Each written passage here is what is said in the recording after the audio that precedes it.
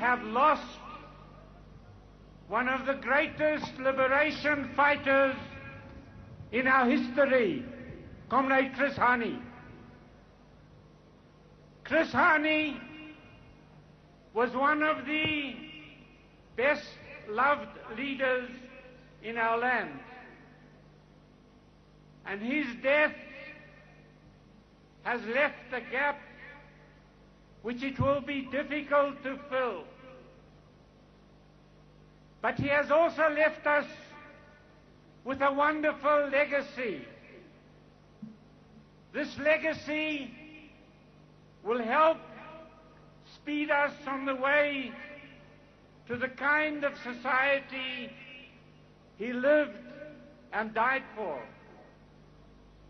To Dimpo, his wife, to his parents, to his children, to his whole family, we say, you share this irreplaceable loss with all our people. Comrades, the assassin, the killer, and those who are behind him thought that they had killed a man and the things he stood for. But without intending to, they have mobilized the greatest army our country has ever seen.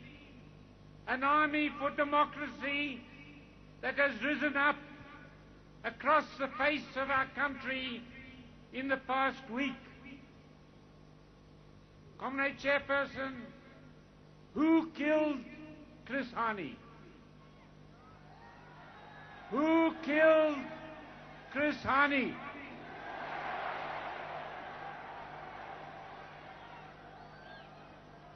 Let me say, it was not just the brute who pulled the trigger that killed Chris Hani.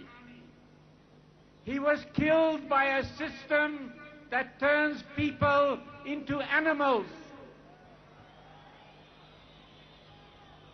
Comrades, he was killed by a system which has made our own people foreigners in our land, a system which opened its arms to thugs from Eastern Europe who killed one of our best sons. And comrades, remember this, the man who has been arrested for killing Chris Hani, he had the vote, but Chris Hani and Mandela have still not got the vote.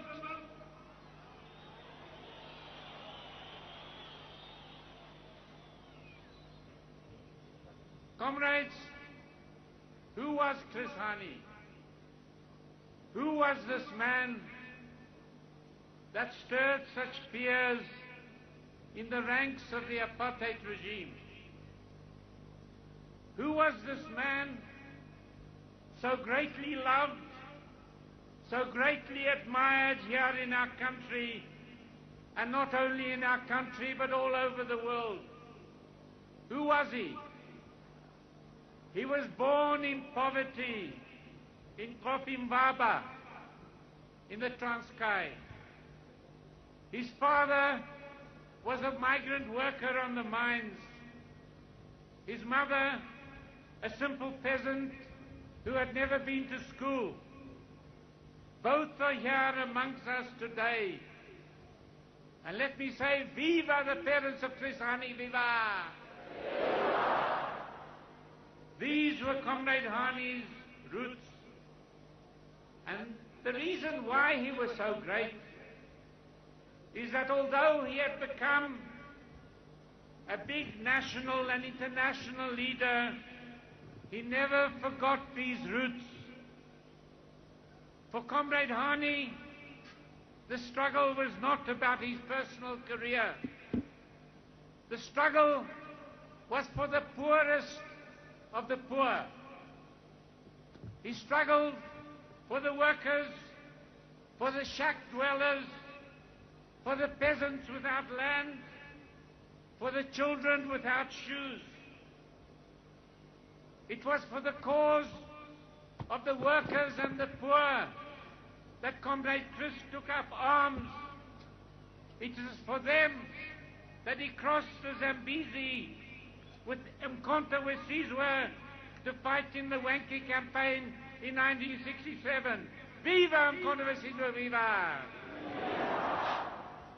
It was for this cause of the poor that he was the first member of the National Executive Committee of the African National Congress in the 1970s to return to South Africa and operate in the underground. Comrades, Chris Hani always led from the front. He led from the front in Mkhonto we Sizwe. He led from the front in the underground, and he led from the front at Bishu last year. Chris was not a headquarters leader. He was a field commander, not in the military sense. He never expected anyone to do anything that he himself was not prepared to do. And he was a most wonderful combination. Chris was an intellectual, but he could speak the language of the poor. Chris knew how to lead, but he also knew how to follow the mood of the people. Chris was a revolutionary who did not confuse revolution with noise. For him, revolution was not just noise. And Hani would have told those who join into our mass action in order to break into shops, in order to burn motor cars, he would have told them that they are doing the work of the enemy. Chris was neither a hawk nor a dove. When the time came to fight, he fought like a tiger. When a peaceful way became possible, he had the courage to say so. And let me say this, Comrade Chairperson, that those, whether in our organization or whether they are out of our organization, those who see killing as the only answer can never step into Hani's shoes. Hani was not a demagogue. Hani did not say things just to get a cheer. He was always sensitive to popular feeling, but he never pandered to it. And by nature, Chris was the most peaceful, the most humane person. He hated unnecessary violence and cruelty. And he hated most of all racist violence, whether against black or white. Comrades, when a great man dies, everyone wants to claim him for themselves.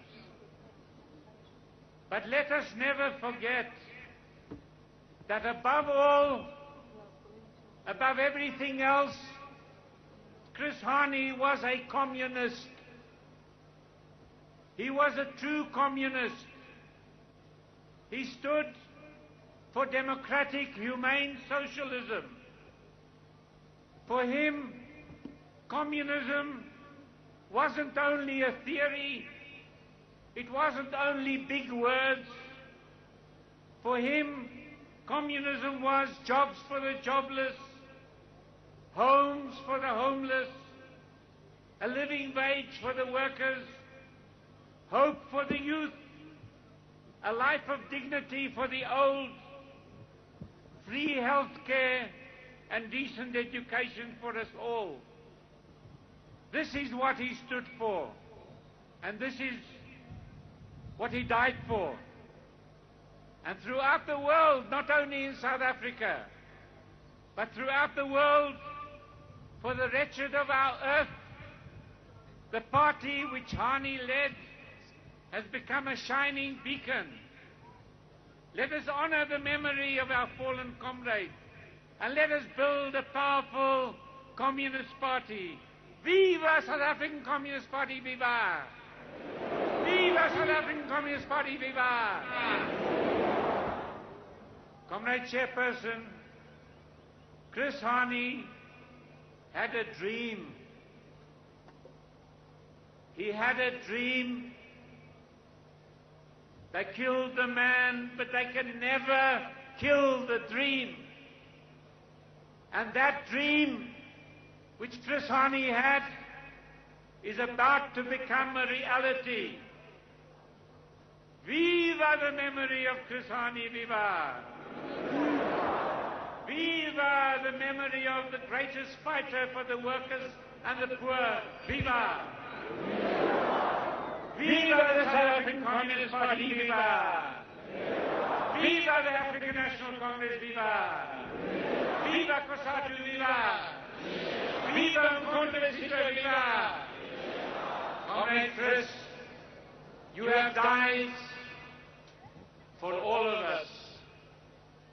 Comrade Chris, in all of us, your struggle lives on. Hambagashli, Tabani, Amandla, Amandla, Amandla.